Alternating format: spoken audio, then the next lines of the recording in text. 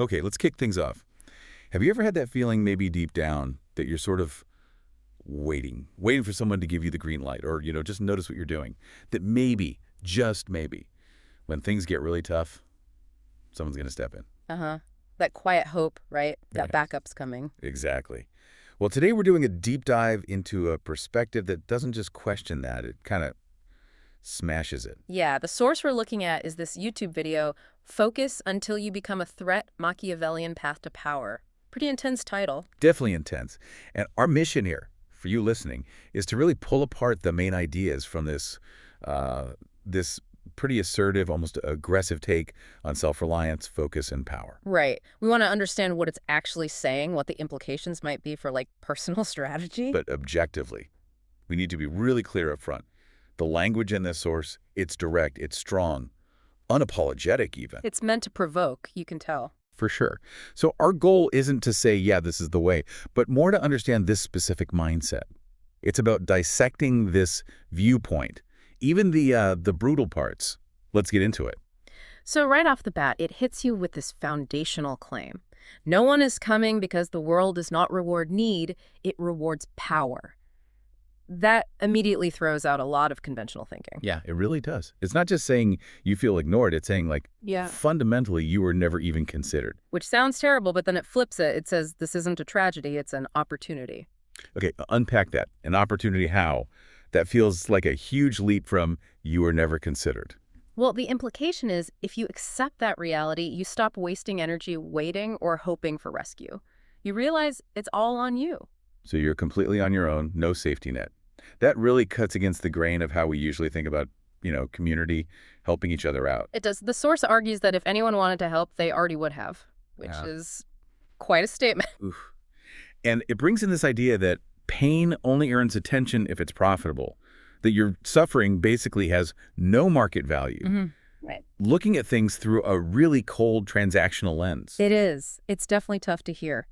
But the core message that comes out of that is crystal clear. You stop waiting, you start building. Right. An immediate call to just take total control of yourself. Exactly. Absolute self-sovereignty. Because if you keep waiting, the source implies you're basically accepting that you were meant to be ruled. But there's a but, right? Yeah, the but is powerful. The moment you start to build in silence, it says, people begin to listen.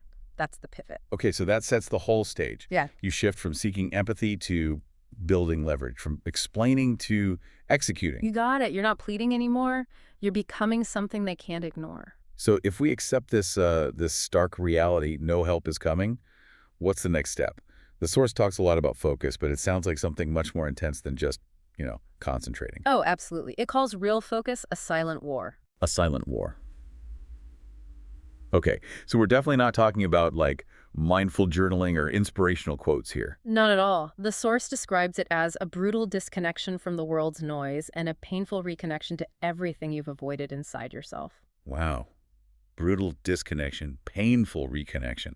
That sounds confrontational. It's framed as a form of aggression, actually, because every time you say no to distractions, to the world's demands, you're saying yes to becoming who you need to be. So it's an active fight against distractions, maybe against your own comfort zone. Exactly. It kills who you were so you can become who you need to be. That's the language it uses. It's about shedding the old self, forging the new one, ruthlessly. Killing who you were. That's more like self-reconstruction than self-improvement. And it emphasizes disappearing, right? Getting away from the noise, obligations, even the need to be liked. Yes, that's crucial. The idea is you don't become dangerous by talking louder. You become dangerous by disappearing from the crowd and reemerging with a version of yourself no one saw coming. So using silence, almost like strategic camouflage, letting people underestimate you while you're building in the background. Pretty much. It's a form of leverage. So how does this translate into, like, daily action? What do you actually do? Well, if focus is the war, then discipline is how you fight it day to day. Right. And the source has a pretty vivid take on discipline, too. It calls it the act of killing who you were every single day in order to resurrect who you're becoming. Every single day. That sounds exhausting and lonely. It explicitly mentions the loneliness. Weakness loves company, it says. So when you choose the hard path, the focused path, You naturally distance yourself from people who prefer comfort or distraction. People might say you've changed, become cold. And the source says basically that's how you know it's working. You're shedding those external dependencies, freeing yourself from the world's loosh, as it puts it. But does it talk about the cost? Like Right. long term? If you push everyone away in this relentless pursuit, what happens when you actually want to connect or lead? It doesn't really focus on the cost in terms of like conventional relationships.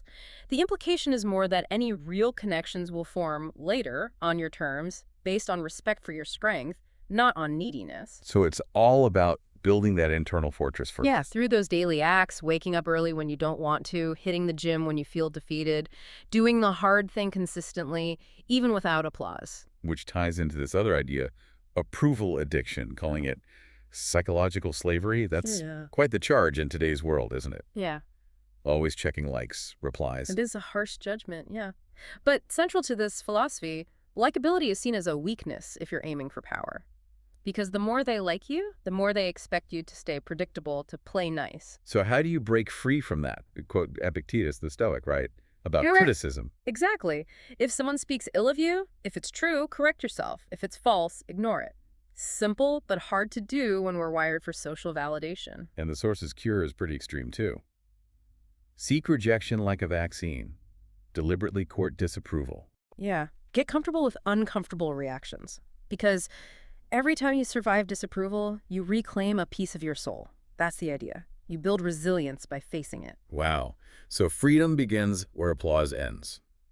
It's about genuinely outgrowing that need for pats on the back. You reclaim your identity from what others think. Okay, so this internal shift, the focus, the discipline, ditching the approval, seeking how does that change how you interact or maybe don't interact with others, it seems to lead towards a very strategic, almost calculated approach. It absolutely does.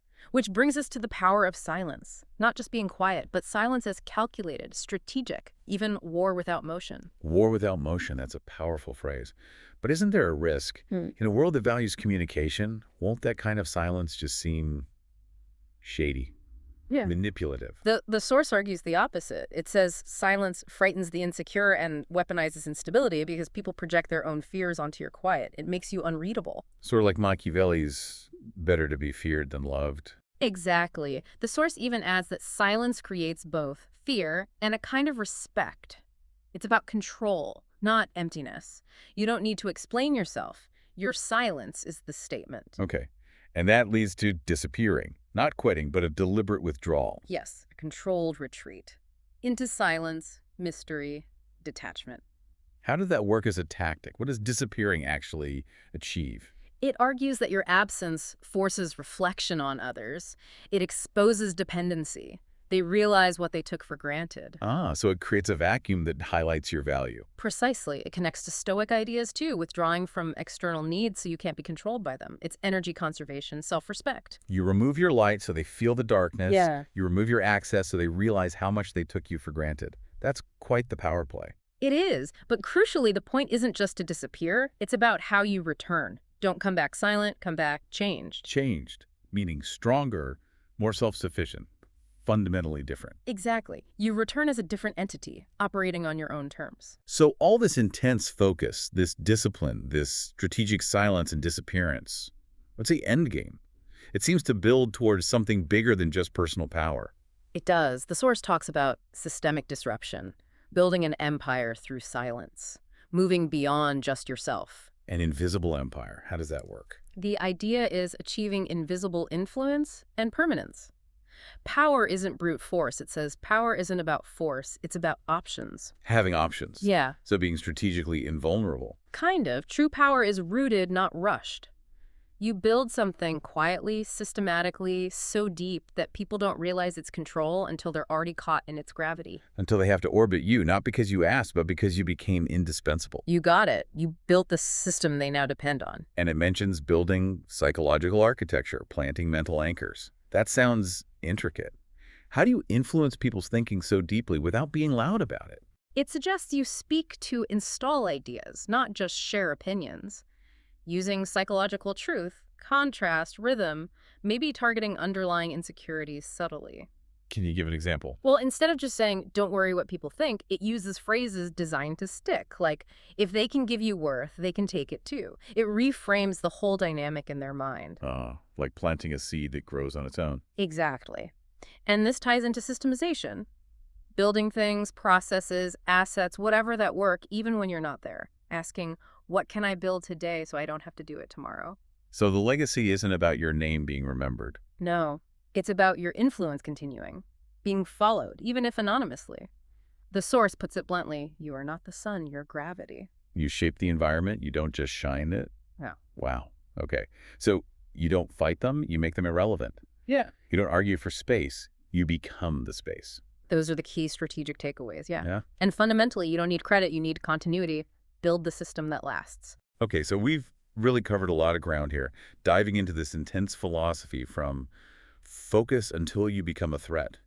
Started with that stark, no one is coming premise. Right, demanding that radical self-reliance. Then into focus as a silent war, discipline as a daily weapon. Killing the old self, yeah. Yeah. And rejecting that approval addiction, seeing it as psychological slavery. Embracing disapproval even. Yeah. And then the strategic side, using silence, disappearing, building that invisible influence. Creating permanence, options, becoming gravity. It definitely forces you to ask, like the source does, who are you still performing for? Who are you waiting for permission from? It's a challenging question. It really is. So maybe something for you, the listener, to chew on is this.